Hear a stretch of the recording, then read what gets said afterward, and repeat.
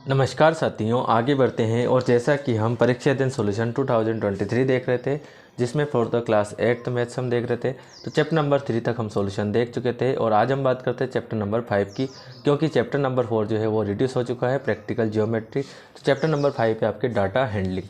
जैसा कि मैंने आपको बताया है कि हम जो है इसके जो मल्टीपल चॉइस क्वेश्चन है, ऑब्जेक्टिव टाइप क्वेश्चन, वो बाद में सॉल्व करेंगे। पहले हम जो है जो क्वेश्चन सॉल्व करेंगे। तो शॉर्ट आंसर टाइप क्वेश्चन पे आते हैं हम।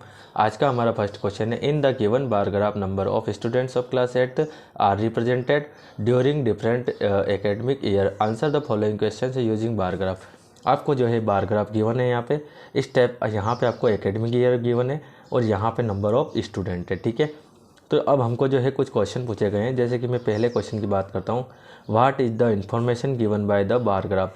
ये जो बार ग्राफ है ये आपको क्या इन्फॉर्मेशन दे रहा है, तो आप जो है यहाँ से लिखेंगे, in the given bar graph number of student of class 8 are represented during different academic year.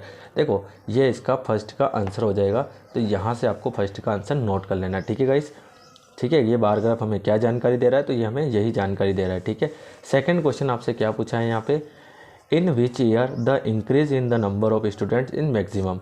कौन से साल में या कौन से ईयर में जो स्टूडेंट्स है वो इंक्रीज हुए हैं। ठीक है, तो अब सबका आंसर जो है वो ये हो जाएगा 2007 से 8 तक का। लेकिन ये गलत है, क्यों?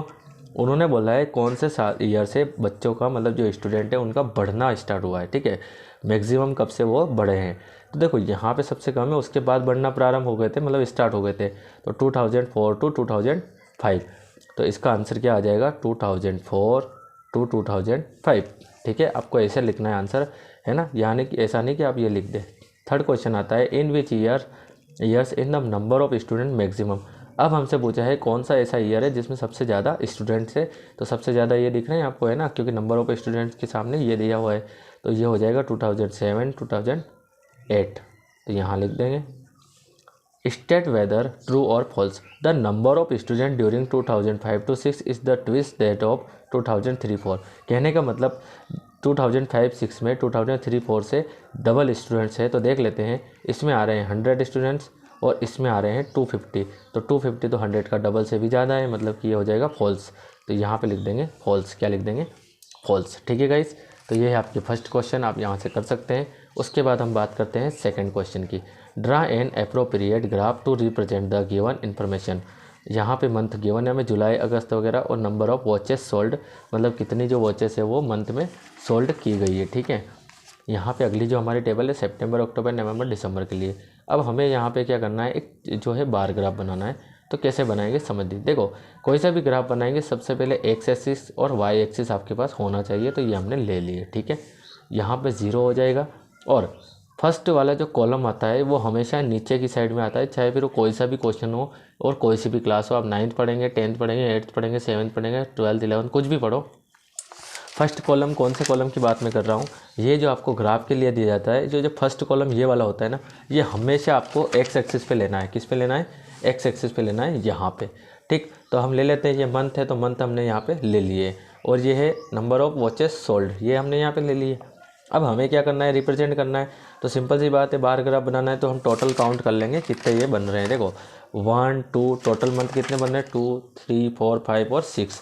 तो 6 लेना है तो आपको 1 सेंटीमीटर के डबल जो है कट लगाने, क्योंकि ये बनता है ऐसे, स्टेप से बनता है। ठीक है, फिर 1, फिर ये ऐसे बनेगा। ठीक है, एक छोड़ना पड़ेगा, फिर लेना पड़ेगा, फिर छोड़ना पड़ेगा, फिर लेना पड़ेगा। ठीक है, तो 1 centimetre, 2 centimetre, 3 centimetre, 4 centimetre scale से आपको ले लेना है।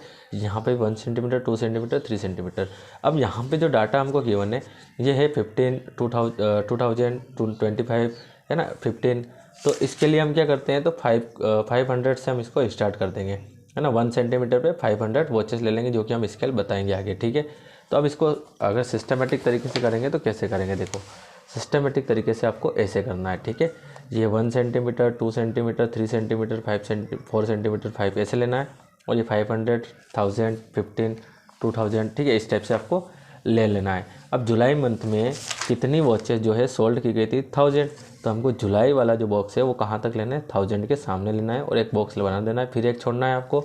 अगस्त में हमने कितनी बताई, 15, मतलब है ना 1500, तो हमको 1500 के सामने जाना है, बॉक्स कंप्लीट कर देना है। ठीक है, तो इस टाइप से आप कर सकते हैं। अब स्केल हमने क्या यहाँ पे लिए, तो स्केल आपको बतानी पड़ेगी।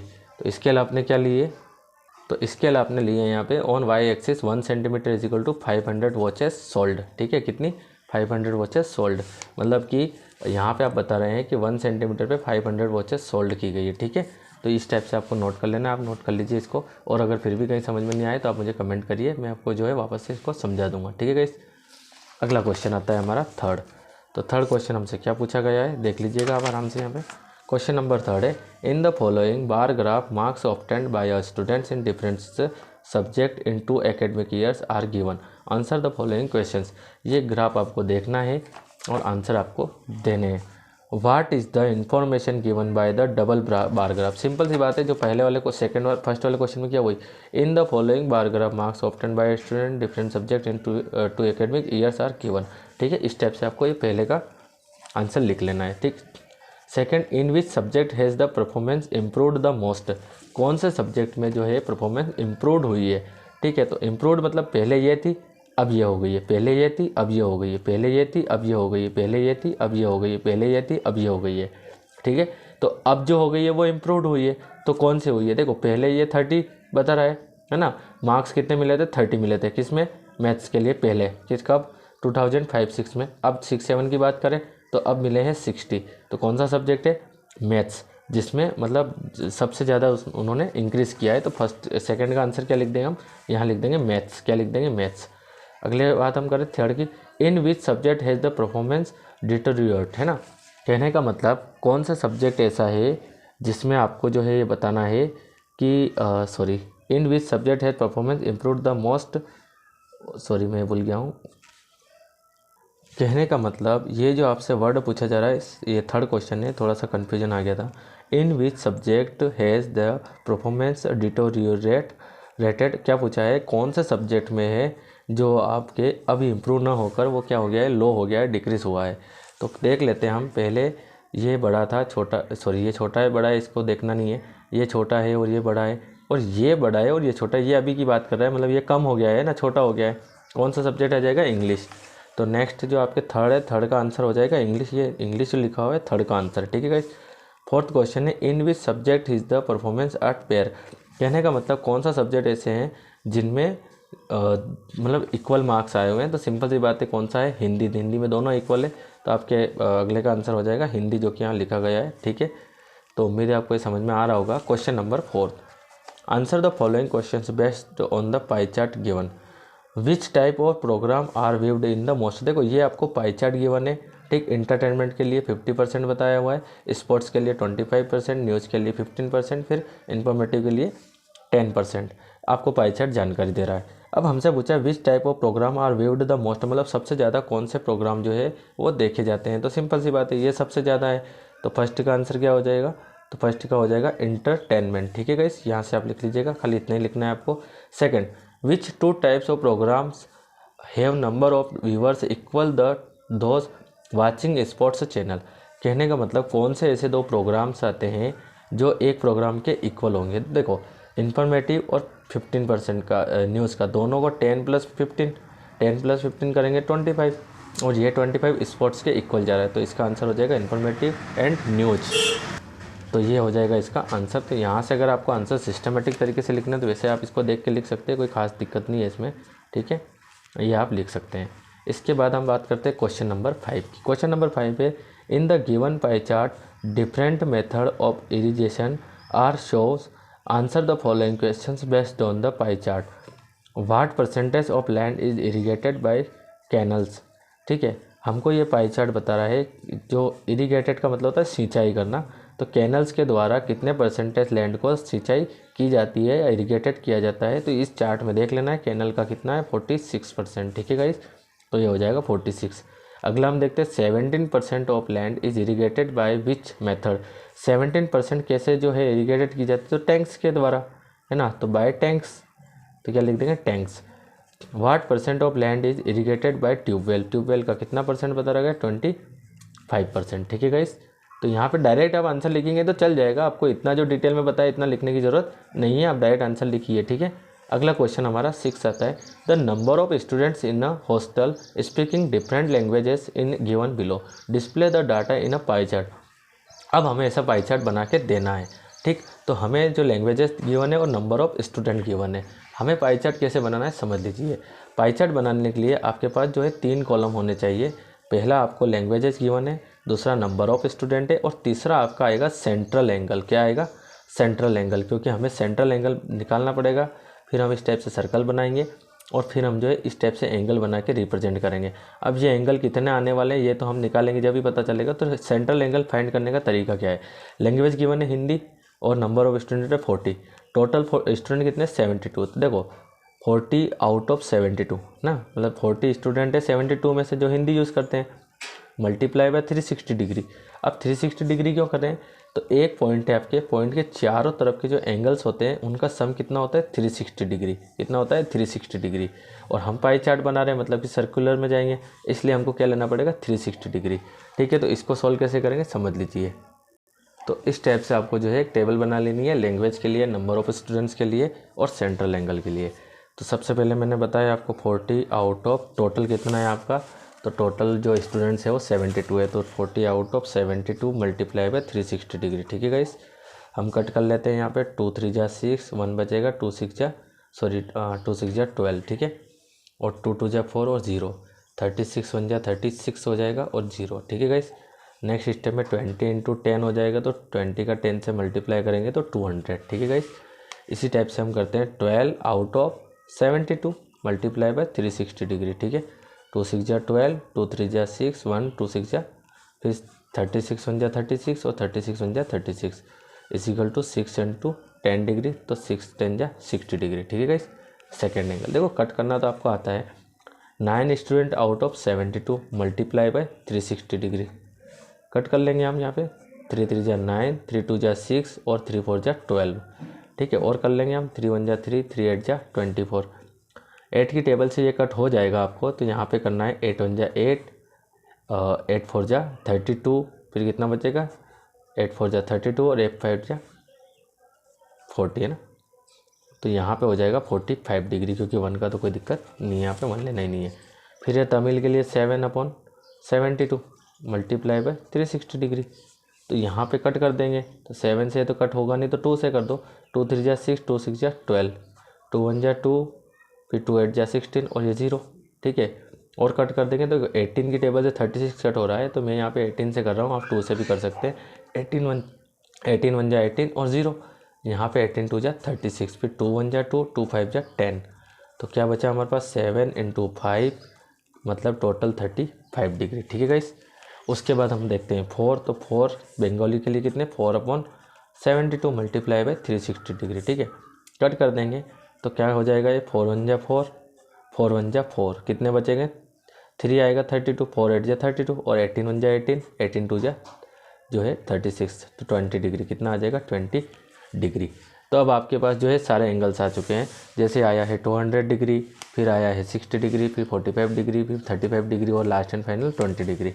अब इनको हमें पाई चार्ट पे रिप्रेजेंट करना है, तो उसके लिए हमें क्या करना पड़ेगा, तो वो आप समझ लीजिए कैसे करेंगे। तो सबसे पहले आपको ले लेनी है स्केल और लेना है डिवाइडर जिसमें पेंसिल लगी हो। ठीक, 1 सेंटीमीटर से 5 सेंटीमीटर की आपको डिस्टेंस यहाँ पे ले लेनी है, ये वाली है ना, 1 to 5। और अब हम करेंगे क्या, तो अब आपको बनाना है एक सर्कल 5 सेंटीमीटर का, तो हम बना लेते हैं, कोई दिक्कत नहीं है।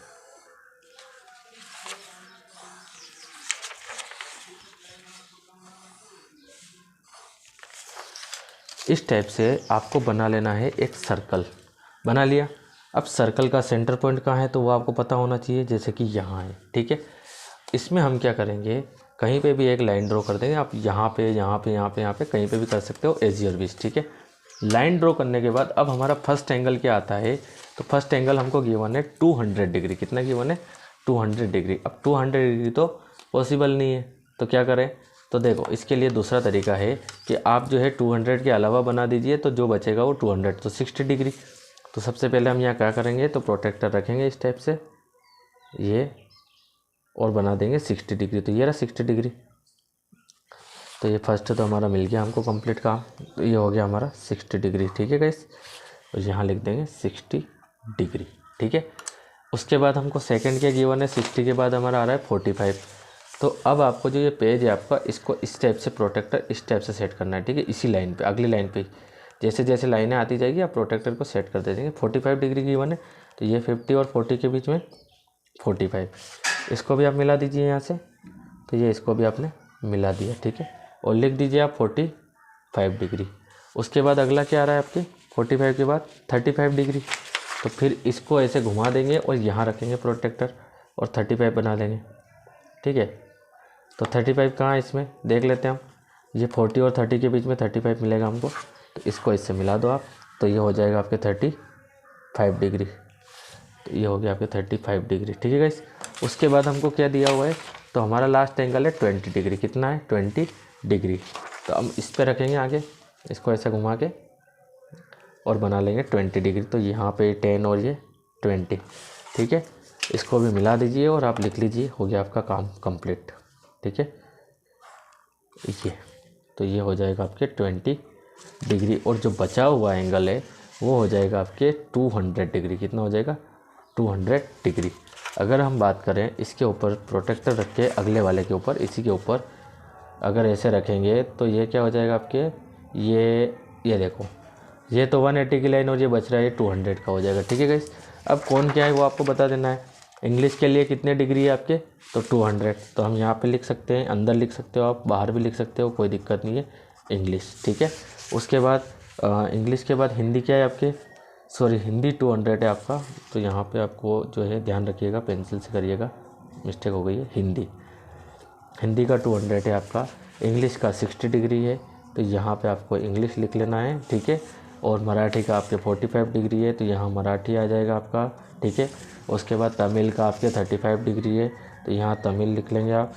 उसके बाद बचा है आपके बंगाली जो कि 20 डिग्री है, तो यहाँ पे नहीं आएगा तो बाहर लिख देना, कोई दिक्कत नहीं है ना, ठीक है गाइस।